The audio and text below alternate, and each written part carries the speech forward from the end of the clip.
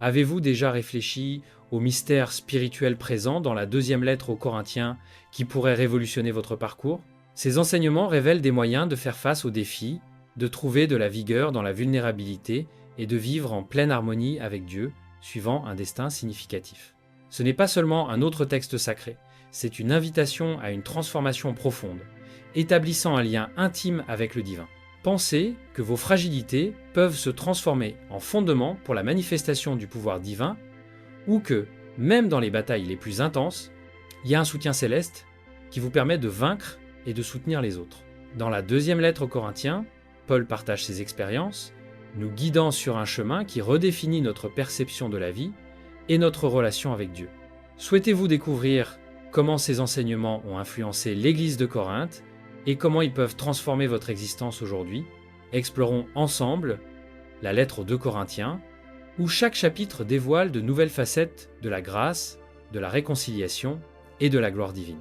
L'apôtre Paul, originaire de Tarse dans l'ancienne Cilicie, actuelle Turquie, est une figure centrale du christianisme. Élevé dans un environnement culturellement riche, influencé par le judaïsme et la culture gréco-romaine, Paul appartenait à la tribu de Benjamin et a été rigoureusement éduqué par les pharisiens, comme mentionné dans Philippiens 3,5. Sa citoyenneté romaine, soulignée dans Actes 22,3, a été cruciale pour sa mission évangélisatrice. Avant sa conversion, Paul persécutait farouchement les chrétiens, croyant qu'ils affrontaient Dieu, allant jusqu'à approuver l'exécution d'Étienne, le premier martyr, selon Actes 8,3. Cependant, sa vie a changé de manière dramatique sur le chemin de Damas, où une lumière céleste l'a enveloppé, et il a entendu la voix de Jésus. Après cette rencontre, Paul est resté aveugle pendant 3 jours jusqu'à ce qu'Ananias, un disciple envoyé par Dieu, le guérisse. Cet événement a marqué le début de son dévouement total à l'Évangile. Il est devenu un missionnaire infatigable, voyageant à travers de vastes régions de l'Empire romain, prêchant dans des villes comme Antioche, Philippe, Thessalonique, Corinthe et Éphèse, établissant des églises et guidant de nouveaux fidèles. Il a affronté de nombreuses adversités, y compris des prisons, des coups et des naufrages, comme détaillé dans 2 Corinthiens 11,23 à 27. Sa relation avec l'église de Corinthe a été complexe, marquée par des défis et des réconciliations, culminant dans l'écriture de cette lettre inspirante qui cherche à fortifier spirituellement les Corinthiens et à réaffirmer son autorité apostolique. Cette introduction établit la base de la lettre, abordant des thèmes profonds tels que la gloire de la nouvelle alliance, le ministère de la réconciliation et la suffisance de la grâce de Dieu. Ces sujets forment le fondement pour révéler les secrets spirituels qui transforment la vie de Paul et de ses disciples. À partir de là, Paul guide les Corinthiens sur une trajectoire spirituelle marquée par l'espoir, le renouveau et la grâce.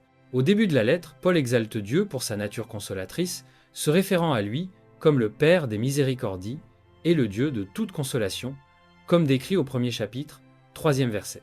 Béni soit le Dieu et Père de notre Seigneur Jésus-Christ, le Père des miséricordies et Dieu de toute consolation. Cette affirmation centralise le message de Paul, soulignant que Dieu non seulement nous réconforte dans les difficultés, mais nous habilite également à réconforter les autres. Paul choisit de commencer la correspondance de cette manière pour démontrer que, même en affrontant ses propres afflictions, il a trouvé force et consolation en Dieu. Au premier chapitre, 4e verset, il déclare « Il nous console dans toute notre tribulation, afin que nous puissions aussi consoler ceux qui se trouvent dans n'importe quelle tribulation, avec la consolation dont nous-mêmes sommes consolés par Dieu. » Ici, Paul révèle que Dieu utilise son réconfort pour que nous puissions être des sources de soutien pour les autres. L'honnêteté de Paul, en partageant ses difficultés, renforce la réalité que même les serviteurs de Dieu les plus dévoués affrontent des souffrances.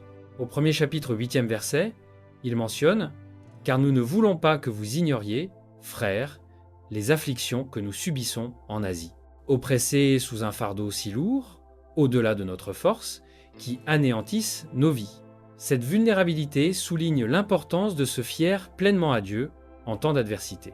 Enfin, au premier chapitre, 9e verset, Paul affirme « Nous avons véritablement l'impression qu'il nous a été imposé la sentence de mort, et ainsi, nous ne comptons plus sur nous-mêmes, mais sur Dieu qui ressuscite les morts. » Il reconnaît que les épreuves renforcent sa dépendance en Dieu, réaffirmant sa confiance continue en la fidélité divine pour le délivrer à nouveau, cette approche de Paul ne partage pas seulement ses propres luttes, mais offre également un exemple de la manière dont les croyants peuvent trouver l'espérance et la force en Dieu, même dans les situations les plus difficiles.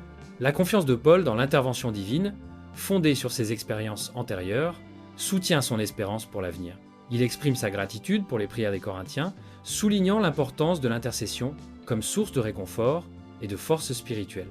Au chapitre 1, Paul renforce sa sincérité envers l'Église de Corinthe, clarifiant que son absence temporaire n'était pas par manque d'affection, mais pour leur éviter de plus grandes afflictions.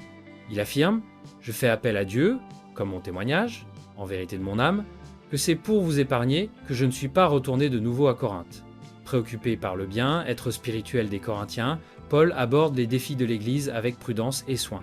Au début du chapitre 2, il élargit le thème du réconfort, en se concentrant sur la restauration d'un membre disciplinaire. Paul relate avoir écrit une lettre précédente avec une grande affliction et des larmes, non pas pour blesser, mais pour exprimer son profond amour.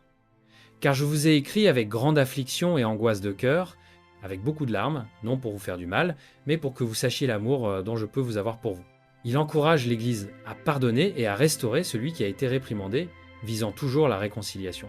Paul souligne l'importance du pardon et de l'unité, affirmant « Quiconque vous pardonnez, je vous pardonne aussi. En effet, ce que j'ai pardonné, si j'ai pardonné quelque chose, c'est pour votre cause, en présence du Christ. » Cet acte de pardon ne favorise pas seulement l'harmonie, mais sert également de défense spirituelle contre les divisions que l'ennemi tente de semer. Le message central de ces chapitres révèle que Dieu est le consolateur suprême, nous invitant à être des canaux de son réconfort. Nos difficultés sont utilisées pour nous renforcer et nous habiliter à aider les autres. De plus, la pratique du pardon, guidée par l'amour et la sagesse, préserve l'unité de l'Église, empêchant que les ressentiments n'offrent un terrain fertile à l'adversaire. Paul commence à établir un thème plus profond et transformateur qu'il développera dans les chapitres suivants, la gloire de la nouvelle alliance. Il décrit cette alliance comme écrite non sur des tablettes de pierre, mais dans les cœurs de ceux qui vivent par la grâce de l'Esprit. La narration invite à comprendre comment cette nouvelle alliance nous transforme continuellement à mesure que nous approfondissons notre foi et notre connaissance en Christ. Après avoir établi le réconfort divin et l'importance du pardon et de la restauration dans l'Église, Paul dirige l'attention vers la supériorité de la nouvelle alliance. Au 3e chapitre, il contraste la nouvelle alliance avec l'ancienne, toutes deux initiées par Dieu et accomplissant leurs objectifs, tout en soulignant que la nouvelle alliance dépasse l'ancienne en gloire, en efficacité et en impact spirituel. Dans le 3e chapitre, 6e verset, Paul clarifie « Il nous a désignés comme ministres d'une nouvelle alliance, non basée sur la lettre, mais sur l'esprit. Tandis que la lettre tue, l'esprit donne la vie. » Ici, il différencie clairement les deux alliances. L'ancienne alliance, représentée par les tablettes de la loi remise à Moïse, avait pour fonction de révéler le péché et la justice de Dieu, mais imposait également une condamnation, car personne ne pouvait la respecter parfaitement. En revanche, la nouvelle alliance, initiée par Jésus-Christ, apporte la vie par l'Esprit Saint, se fondant sur la grâce divine, non sur les efforts humains. Paul illustre cette supériorité en mentionnant Moïse au mont Sinaï. Dans le 3e chapitre, 7e verset, il observe que l'ancienne alliance, bien que revêtue de gloire, était en déclin. Au 13e verset, Paul affirme « Nous ne sommes pas comme Moïse, qui couvrait son visage d'un voile pour que les Israélites ne voient pas ce qui se passait. » Ce voile symbolise les limitations de l'ancienne alliance et l'incapacité du peuple à comprendre pleinement les desseins divins.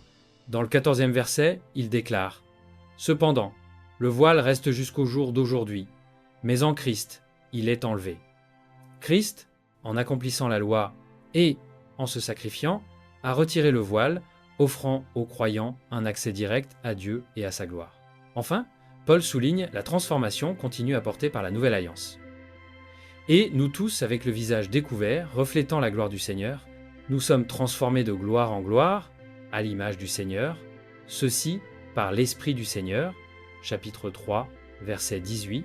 Cette transformation montre comment la nouvelle alliance ne révèle pas seulement la gloire de Dieu, mais façonne également les croyants à l'image du Christ. C'est le secret extraordinaire de la nouvelle alliance. Elle ne révèle pas seulement la gloire de Dieu, mais nous transforme continuellement à l'image du Christ par l'Esprit Saint. Dans le chapitre 4, Paul approfondit cette vérité, reconnaissant que, en tant que ministres de cette alliance glorieuse, ils affrontent des défis et des oppositions, mais ne renoncent pas. Il affirme, ainsi, en cet important selon la miséricorde de Dieu, nous ne nous décourageons pas. Paul explique que certains ne parviennent pas à comprendre le message de la nouvelle alliance parce que le Dieu de ce monde a aveuglé l'intelligence des incrédules, les empêchant de voir la lumière de l'Évangile. Cependant, il utilise la métaphore des vases d'argile pour illustrer l'humilité humaine en contraste avec la grandeur de l'Évangile, mais nous avons ce trésor dans des vases de terre afin que l'excellence de la puissance soit de Dieu et non de nous. Il continue en décrivant les difficultés rencontrées dans le ministère, mais souligne que ces tribulations manifestent le pouvoir de Dieu dans notre faiblesse.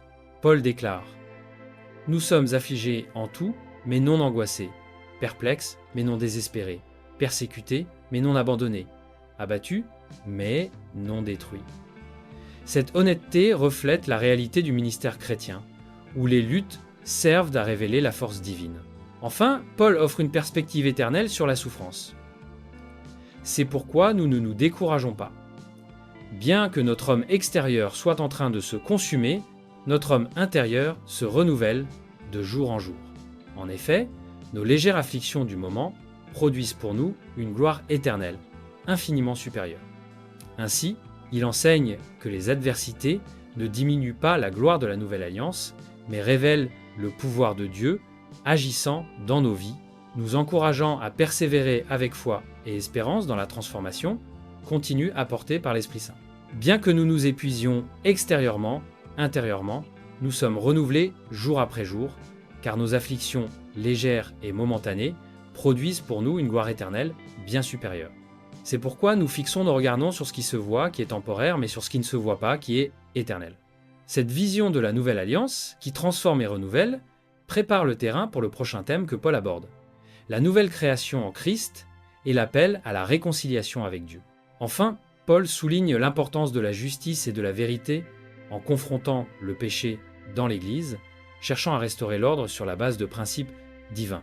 Au chapitre 13, verset 2, il avertit sévèrement ceux qui persistent dans le péché, démontrant son dévouement pastoral à guider les Corinthiens vers l'obéissance à Christ. Il encourage les chrétiens à s'examiner eux-mêmes au verset 5, affirmant que la vraie foi se manifeste par la présence de Christ dans leur vie. Paul a confiance qu'en faisant cela, les Corinthiens confirmeront leur communion avec Christ. De plus, il appelle la communauté à agir avec sainteté et unité, en évitant les conflits et en vivant en paix. En conclusion, Paul bénit tous avec la grâce de Jésus, l'amour de Dieu et la communion de l'Esprit Saint, renforçant l'essence de la vie chrétienne et la nécessité d'une foi authentique et transformative. Ne vous associez pas de manière inégale avec les incroyants, conseille Paul dans sa lettre aux Corinthiens. Il questionne « Quelle harmonie y a-t-il entre la justice et l'injustice ?» ou « Quelle communion y a-t-il entre la lumière et les ténèbres ?» Cette métaphore de la vie gaie inégale, un outil qui unit deux bœufs pour le labour, illustre le danger de former des alliances spirituelles, émotionnelles ou morales, avec ceux qui ne partagent pas la même foi. De tels partenariats peuvent détourner le chrétien du chemin de la sainteté, compromettant sa dévotion à Dieu. Au chapitre 6, verset 15, Paul renforce cette incompatibilité en demandant « Quelle harmonie y a-t-il entre Christ et Bélial ?» Ou « Quelle communion y a-t-il entre le croyant et l'incroyant ?» Bélial, représentant le mal absolu, souligne la différence essentielle entre les valeurs divines et mondaines. Au verset 16, il affirme « Quelle alliance y a-t-il entre le temple de Dieu et les idoles ? Car nous sommes le temple du Dieu vivant. » Ici, Paul rappelle aux chrétiens que leur vie appartient à Dieu, exigeant une séparation complète des pratiques idolâtres et une consécration totale à lui. Cette séparation n'est pas seulement une obéissance, mais aussi une promesse de bénédiction divine. Au versets 17 et 18, Paul cite les Écritures « C'est pourquoi, quittez ma présence et éloignez-vous tous ceux qui font le mal, et touchez à rien d'impur, et je vous recevrai.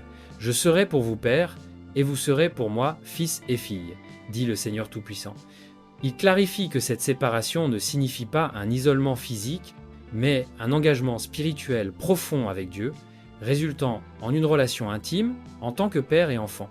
Au chapitre 7, verset 1, Paul fait appel à la sainteté.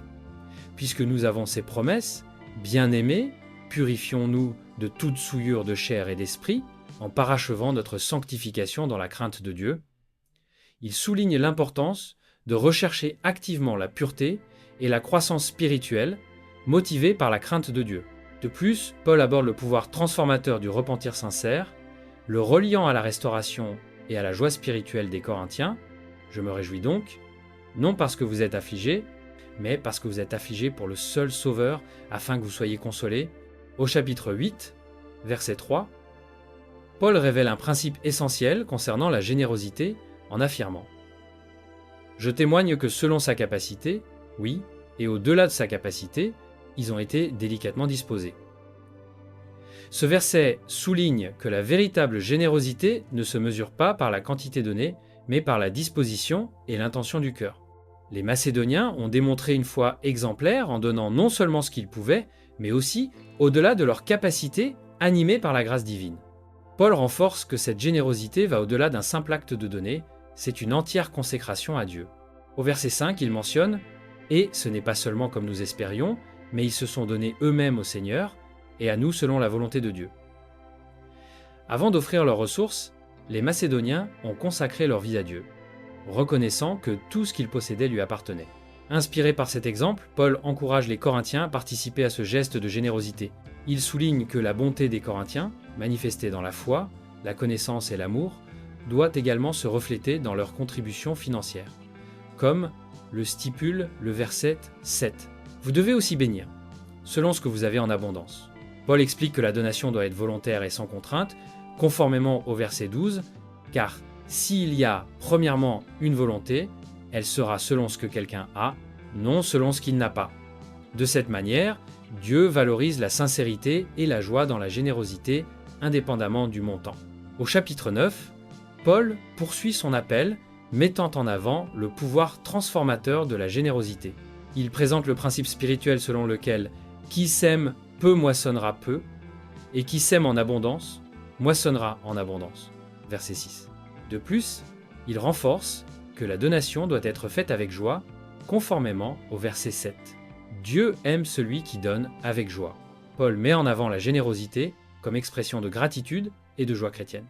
Au chapitre 8, verset 3, il loue les Macédoniens pour avoir donné au-delà de leur capacité motivée par la grâce de Dieu. Paul explique que la véritable générosité ne repose pas sur la quantité, mais sur la disposition du cœur. Dans les versets 5 et 7, il souligne que donner est une entière consécration à Dieu, reflétant la bonté et l'amour des Corinthiens. Au chapitre 9, Paul établit le principe selon lequel qui sème peu moissonnera peu, et qui sème en abondance moissonnera en abondance, soulignant que Dieu encourage les dons faits avec joie. Il assure que Dieu pourvoira à tous les besoins, permettant ainsi aux chrétiens d'être généreux sans craindre le manque. Enfin, Paul montre que la générosité glorifie Dieu et renforce la communauté, favorisant un soutien mutuel parmi les saints. Paul partage une expérience extraordinaire où il fut enlevé au troisième ciel et entendit des paroles indescriptibles. Au chapitre 12, verset 7, il mentionne une épine dans la chair, une source de souffrance constante, destinée à éviter son exaltation en raison des grandes révélations reçues. Malgré ses demandes répétées à Dieu pour retirer cette affliction, la réponse divine apparaît au verset 9 « Ma grâce te suffit, car ma puissance s'accomplit dans la faiblesse ». Paul interprète ces faiblesses comme des opportunités pour que le pouvoir de Dieu se manifeste plus clairement. Au verset 10, il exprime sa joie dans ses faiblesses. « Quand je suis faible, c'est alors que je suis fort ». Cette acceptation renforce que la véritable force vient de la grâce divine. Paul défend également son apostolat non pas avec des arguments humains, mais en démontrant que son autorité est soutenue par Dieu.